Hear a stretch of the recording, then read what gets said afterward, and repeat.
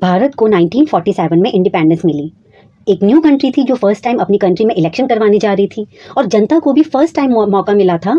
तो आपके हिसाब से लोग किसे वोट करेंगे, न्यू लीडर्स को या उन्हें जिन्हें वो आज़ादी के आंदोलन में देख चुके हैं। आज जो हम टॉपिक करने जा रहे हैं, डोमिनेंस ऑफ कांग्रेस, वो डोमिनेंस क्यों था और इसका आंसर आपको खुद मिल गया होगा।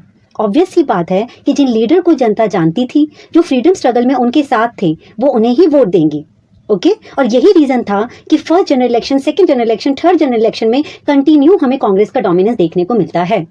1947 में इंडिपेंडेंस के बाद लोगों के दिल में एक ही सवाल था कि अब देश को कौन संभालेगा। हर गली हर गांव में एक ही पार्टी का नाम था और वो थी कांग्रेस, क्योंकि वही एक पार्टी थी जो गांधी जी, नेहरू और पटेल के साथ आज़ादी की लड़ाई लड़ चुकी थी। Congress one of the oldest party जो कि 1885 में बनी थी और इतना लंबा संघर्ष जनता के साथ 1947 तक कांग्रेस पार्टी के साथ जनता ने किया था। तो एक ट्रस्ट था लोगों का कांग्रेस पार्टी पे। Okay, once again welcome to humanities hive. मेरे साथ आप क्लास 12 की पॉलिटिकल साइंस पढ़ रहे हैं for your board exam. Contemporary world politics complete करने के बाद हमने इंडियन पॉलिटिक्स स्टार्ट की है, जिसमें फर्स्ट चैप्टर कर चुके हैं और second chapter era of one party dominance हमने स्टार्ट किया है और आज उस चैप्टर का सेकंड पार्ट है। ओके, तो लेट्स स्टार्ट। देखो, आपको मैंने सबसे पहले यही दिखाया है कि आपको ये नंबर दिख रहे हैं। अगर विजिबल नहीं है तो मैं लिख देती हूँ 364, 371 एंड 361। क्या है, किसकी रिपोर्ट कार्ड है? ये कांग्रेस पार्टी के जो first general election, second general election, third general election के रिजल्ट हैं कि वो इतनी सीट्स जीत के आई। ये 1952, 1957 में आपका सेकंड जनरल इलेक्शन हुआ और 1962 में आपका थर्ड जनरल इलेक्शन हुआ। आप देख सकते हैं कि कांग्रेस कितनी मेजॉरिटी के साथ जीत के आई है और इसी ग्राफ से आपको समझ में आ रहा होगा डोमिनेंस ऑफ द कांग्रेस। ठीक है, देखिए ये डोमिनेंस वो वाला डोमिनेंस नहीं है। अभी आगे हम डिफरेंशिएट करेंगे कि इलीगल तरीके से कांग्रेस का डोमिनेंस कंटिन्यू था, नहीं, फ्री एंड फेयर इलेक्शन हो रहे थे time to time, other parties को चुनाव में खड़े होने का राइट था, वो सब अभी हम डिटेल में करेंगे। ओके, तो और कंटिन्यू जीत के सत्ता में आती रही और आज हम यही समझेंगे कि कांग्रेस का डोमिनेंस क्यों था और ऑपोजिशन इतनी कमजोर क्यों थी। तो चलिए हम अपना टॉपिक स्टार्ट करते हैं। Congress dominance in the first 3 general election, one party dominance. सबसे पहले टॉपिक स्टार्ट करने से पहले आप पार्टीज कब कब बनी वो लर्न करेंगे। Indian national Congress oldest party कब बनी थी? 1885। मुस्लिम लीग फर्स्ट चैप्टर में कर चुके हैं 1906। Hindu Mahasabha 1916। Communist party of India 1925 and भारतीय जनसंघ वाज फाउंडेड इन 1951। इसमें कांग्रेस का आपको जरूर लर्न होना चाहिए, मुस्लिम लीग का आपको पता होना चाहिए and communist party of India. यहाँ से आपको एमसीक्यू में क्वेश्चन देखने को मिल सकता है। तो Communist party of India was formed in December 1925। चलो आगे बढ़ते हैं। डोमिनेंस ऑफ द कांग्रेस, सबसे पहले हम फर्स्ट, सेकंड, थर्ड और जनरल इलेक्शन करेंगे और उसके बाद वो फैक्टर्स करेंगे कि जिसकी वजह से कांग्रेस का डोमिनेंस हमें देखने को मिला। In the first, second and third general election the Congress dominated the national politics. वो अभी मैंने आपको ग्राफ के थ्रू दिखाया। फर्स्ट जनरल इलेक्शन में अभी हम स्टार्टिंग में सिर्फ रिजल्ट ही डिस्कस करेंगे।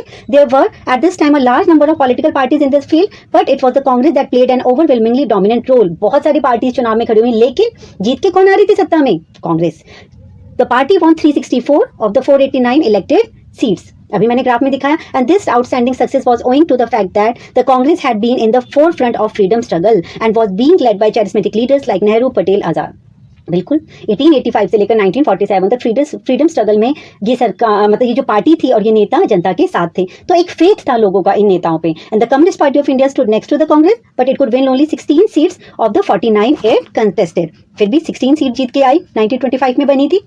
ये देखो, आप देख सकते हैं CPI 16, इधर देखो CPI 27 एंड इधर आप देख सकते हैं CPI 29। ये फर्स्ट में, ये सेकंड जनरल इलेक्शन में और ये थर्ड जनरल इलेक्शन में। ईयर आपको याद होनी चाहिए 1952, 1957 एंड 1962। ओके, चलो the second general election 1957, nearly 45 parties, big and small, participated in the election. The Congress made a clean sweep, winning as many as 371 of the 494 elected seats. सबका सफाया, सब पूरी मेजॉरिटी के साथ जीत के आई Congress party. CPI tally stood at 27 and the Jansanghh packed only 4 Lok Sabha seats, and in the state assembly election the Congress did not get majority in a few cases. The most significant of these cases was in Kerala in 1957 when a coalition led by the CPI formed the government. State assembly election में कुछ cases में कुछ state में Congress majority के साथ नहीं आई। इसका सबसे अच्छा एग्जाम्पल है केरला 1957, जहाँ पे फर्स्ट टाइम CPI पार्टी ने सरकार बनाई under the leadership of EMS नंबूदिरिपा अभी आगे हम डिटेल में जब मैं आपको सारी पार्टीज कराऊंगी ना, देखो जब चैप्टर हो जाएगा कंप्लीट तो उसके बाद आपकी socialist party, communist party, Jansangh, वो लास्ट जब चैप्टर कंप्लीट हो जाएगा तो लास्ट में वो सारी पार्टीज हम डिस्कस कर लेंगे, ठीक है। और केरला का जो टॉपिक है कम्युनिस्ट पार्टी का, वो हम डिटेल में डिस्कस करेंगे। When a coalition और CPI सरकार बनी, and apart from exception like this, the Congress control the national and all the state government, but उसके बाद भी कांग्रेस का कंट्रोल आपको देखने को मिलता है पूरे देश में। The third general election 1962, the dominance of the Congress continued in the third general election also. It secured 361 of the 494 elected seats. The Communist Party secured the second place with 29 Lok Sabha seats, and in the Lok Sabha newly formed Swatantra Party won 18 seats and 14 seats went to the Jan Sangh. तो अभी हमने सिर्फ ये result discuss किया है first general election का, second का और थर्ड का। अब हम करेंगे जहां से क्वेश्चन बनता है आपका कि factors which facilitated the dominance of the Congress party. कौन कौन से वो फैक्टर थे जिससे कि कांग्रेस का डोमिनेंस कंटिन्यू देखने को मिलता है। इट्स हिस्टोरिकल लीगेसी, इतनी पुरानी पार्टी है जो 1885 में बनी थी। फाउंडर कौन थे? A.O. ह्यूम, सबको पता होगा, ठीक है। 1885 में बनी थी और 1947 में जब आज़ादी मिली और 1952 में जब इलेक्शन हुए फर्स्ट टाइम, तो जनता का एक ब्लाइंड फेथ था कांग्रेस पार्टी पे और उन नेताओं पे, और यही रीजन था कि कांग्रेस बार बार हर चुनाव में जीत के आई और मेजोरिटी के साथ आई। It historical legacy, the Congress party as it was popularly known had inherited the legacy of the national movement. It was the only party then to have an organisation spread all over the country. इसका जो social base था बहुत ज्यादा wide था, पूरी country में spread थी। And finally in Jawaharlal Nehru the party had the most popular and charismatic leader in Indian politics. और जवाहरलाल नेहरू के साथ आजाद, पटेल, बहुत सारे लीडर, charismatic लीडर थे जो कि जनता के सामने एक अच्छी छवि थी उन नेताओं की, तो जनता उन्हीं को वोट करेगी। और second point, an all India organization. The Congress was the oldest party. It was founded in 1885. By the time country attained independence, its organizational structure had developed in all the regions, district and even small towns of the country. All India की ये सरकार party थी, हर reason में, हर district में, छोटे शहरों में, बड़े शहरों में, हर जगह कांग्रेस पार्टी का आपको एक दबदबा देखने को मिलता है। A wide variety of social groups within its framework. The social base of the Congress party was very wide. It accommodated within its fold all social and economic interest, every class, every caste, each religious section of the country. Social base बहुत ज्यादा wide है, सबको अपने साथ लेके चली, चाहे वो रिच हो या पुअर हो, लिटरेट हो या इलिटरेट हो, हर कास्ट के लोग, हर रिलीजन के लोग कांग्रेस पार्टी में शामिल थे। इसका भी फायदा मिला कांग्रेस पार्टी को। Electoral system FPTP, simple majority system, जहां पे जो भी पार्टी मेजोरिटी के साथ जीत के आती है, फिर वो चाहे 51% ही जीत के आई और दूसरे को 50% मिले, तो ये मेजोरिटी वाली पार्टी सत्ता में आएगी। In this system of election that has been adopted in our country, the party gets a simple majority of votes, is declared elected, and that is exactly what work in favor of the Congress। और FPTP का भी ने भी कांग्रेस के favour में काम किया। If we add up the votes of all the non-Congress candidate, it was more than the votes of the Congress। अगर छोटी छोटी जितनी भी नॉन कांग्रेस पार्टीज हैं, अगर उनके वोट्स को हम ऐड करें तो वो कांग्रेस से ज्यादा बनते हैं, बट वो तो बटे हुए हैं, वो कांग्रेस को नहीं चैलेंज कर पा रहे। But the non-Congress votes were divided between different tribal parties and candidates, so the Congress was still way ahead of the opposition and managed to win। और यही रीजन है कि कांग्रेस पार्टी बार बार जीतती रही। And for example, the Congress obtained 45% of the total votes, but it managed to win 74% of the seats। Vote की बात करें तो सिर्फ 45% मिले, लेकिन वो 75% सीट्स पे अपना कब्जा जमाने में सफल रही।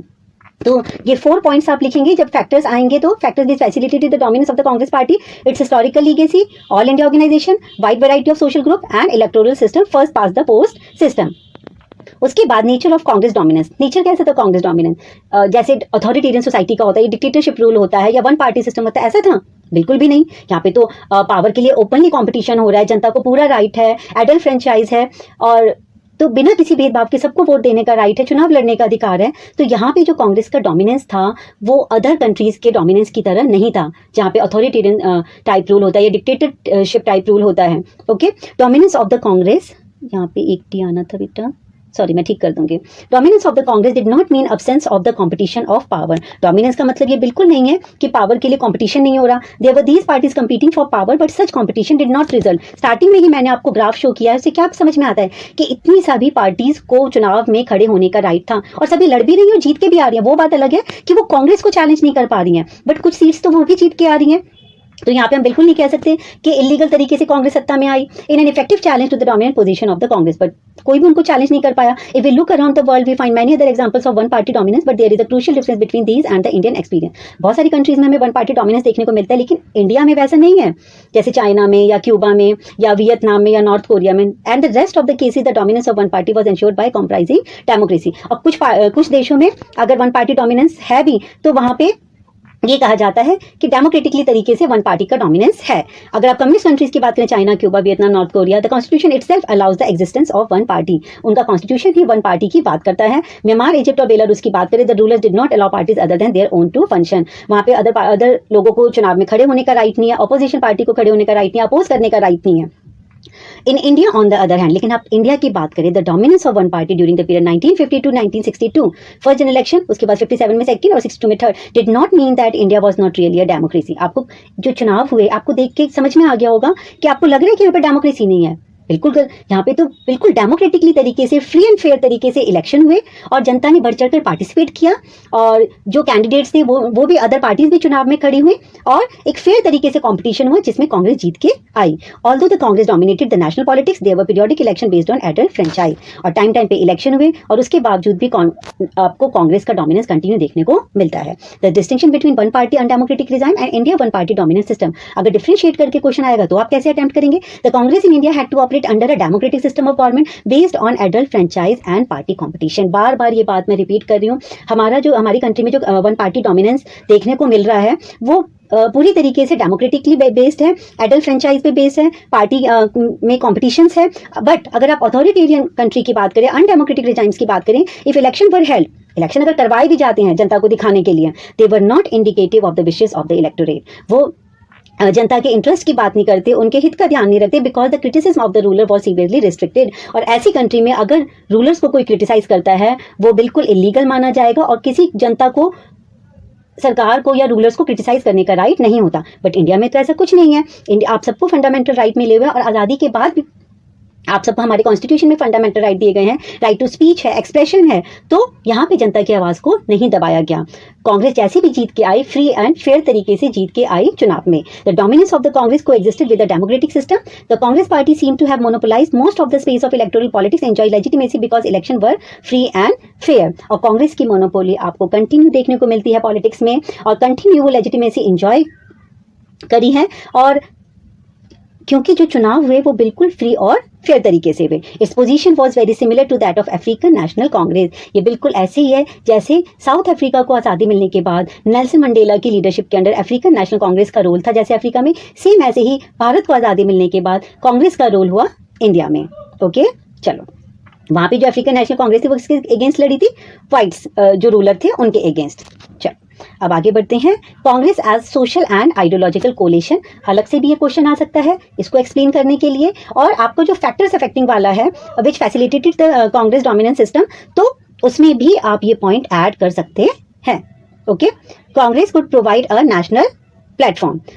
To begin with 1885 The appeal of the Congress was confined only to the high middle classes and the English speaking intelligentsia. अगर आप कांग्रेस की शुरुआत की बात करें, जब कांग्रेस बनी थी, तो कांग्रेस कैसी पार्टी थी? कांग्रेस हाई मिडिल क्लास के लोगों की पार्टी थी, इंग्लिश स्पीकिंग लोगों की पार्टी थी, समाज के जो बुद्धिजीवी वर्ग थे उनकी पार्टी थी. बट समय के साथ साथ जैसे जैसे मूवमेंट होते गए, सिविल डिसोबीडियंस मूवमेंट के साथ, उसका जो सोशल बेस है वो और ज्यादा वाइड होता चला गया. The national movement grew in its fold more and more people until it become a mass movement. Social base increase होता गया, उनका मूवमेंट मास मूवमेंट में कन्वर्ट हो गया. All section of society, peasants हो, सिटी ड्वेलर्स हो, worker, lawyer, student, women, सबने freedom struggle में पार्टिसिपेट किया बढ़ चढ़कर under the leadership of Congress party, and that made the Congress a party a wide variety of social group. और उनका जो सोशल ग्रुप था वो बहुत ब्रॉड होता चला गया. And the Congress won the first 3 general election without much of the challenge. बिना किसी चैलेंज के वो जीत के आ रही है, because of the support it enjoyed among educated and uneducated, upper caste and the so called lower caste, rich and poor, the rural and the urban, सबको अपने साथ लेके चल रही थी. फिर वो चाहे रिच हो, पुअर हो, एजुकेटेड हो, अनएजुकेटेड हो, किसी भी जाति, किसी भी कास्ट, किसी भी धर्म के हों, सब कांग्रेस पार्टी के साथ थे. And its leader and followers represented all regions and religions, caste and classes of the country. चाहे आप लीडर्स की बात करें, चाहे फॉलोअर्स की बात करें, वो सभी रीजन्स, सभी रिलीजन्स, कास्ट और क्लास को बिलोंग करते थे. आपको क्लियर हो रहा होगा कि किस तरीके से कांग्रेस को इलेक्शंस में बेनिफिट मिला इन सब बातों का. ओके, अगर एग्जाम में Congress as a social coalition आते तो सिर्फ सोशल लिखेंगे, अगर आइडियोलॉजिकल आएगा देन आइडियोलॉजिकल लिखेंगे, और अगर दोनों आएगा तो दोनों लिखना। The Congress was transformed into a rainbow like social coalition broadly representing India diversity in terms of classes, caste, religions and languages and various interest. और धीरे धीरे वो कांग्रेस जो कि एजुकेटेड लोगों से शुरू हुई थी, समाज के बुद्धिजीवी लोगों से शुरू हुई थी, हाई मिडिल क्लास लोगों से शुरू हुई थी, वो धीरे धीरे धीरे वो एक रेनबो में कन्वर्ट हो गई, और जो इंडिया की डाइवर्सिटी को रिप्रेजेंट कर रही थी, हर क्लास, हर कास्ट, हर रिलीजन, हर रीजन, हर लैंग्वेज के लोगों को अपने साथ लेके चल रही थी। और इसका ही फायदा, इसका ही बेनिफिट कांग्रेस को सभी इलेक्शंस में मिला। और ऐसा नहीं कि 3 इलेक्शन में, उसके बाद भी आप देख लो, उसके बाद नेहरू जी की मृत्यु के बाद आपके लाल बहादुर शास्त्री है, टेम्परेरी बीच में गुलजारी लाल नंदा को बनाया गया जब तक लाल बहादुर शास्त्री पीएम नहीं बने। फिर लाल बहादुर शास्त्री की मृत्यु के बाद ताशकंद एग्रीमेंट के बाद उनकी मृत्यु हो गई थी। उसके बाद इंदिरा गांधी को बनाया गया, और फिर इंदिरा गांधी, कांग्रेस पार्टी की पॉपुलैरिटी आपको तब तक देखने को मिल सकती है जब तक इमरजेंसी इम्पोज नहीं हुई। और उसके बाद पहली बार सत्ता में, केंद्र में कोई दूसरी पार्टी सत्ता में है, वो अभी हम आगे डिटेल में करेंगे। ओके, चलो, सोशल कोलिशन हो गया। आप पढ़ते हैं Congress as an ideological coalition. जितने भी अलग अलग आइडियोलॉजी के नेता थे या पार्टीज थी, कांग्रेस सबको अपने साथ लेके चल रही थी, अम्ब्रेला पार्टी की तरह काम कर रही थी। आ जाओ, सब आ जाओ, सबको अपने साथ लेके चल रही थी। और इसका फायदा भी कांग्रेस पार्टी को मिला। It had within its fold the liberals as well as conservative, चाहे लिबरल हो चाहे कंजर्वेटिव हो, उनको अपने साथ लेके rightist, leftist, pacifist, radical, revolutionaries. Being an umbrella party, the Congress had space for all kinds of ideological group. जितने भी डिफरेंट आइडियोलॉजिकल ग्रुप हैं, कांग्रेस सबको अपने साथ लेके चल रही थी। अगर आप कंजर्वेटिव की बात करें, कंजर्वेटिव कौन? जो ट्रेडिशन को प्रिजर्व करने की बात करते हैं, स्टेबिलिटी की बात करते हैं और ग्रेजुअल चेंज की बात करते हैं। अगर आप लिबरलिज्म की बात करें, लिबरल्स की बात करें, या इंडिविजुअल लिबर्टी की बात करते हैं, राइट्स की बात करते हैं, मार्केट बेस्ड इकोनॉमिक की बात करते हैं।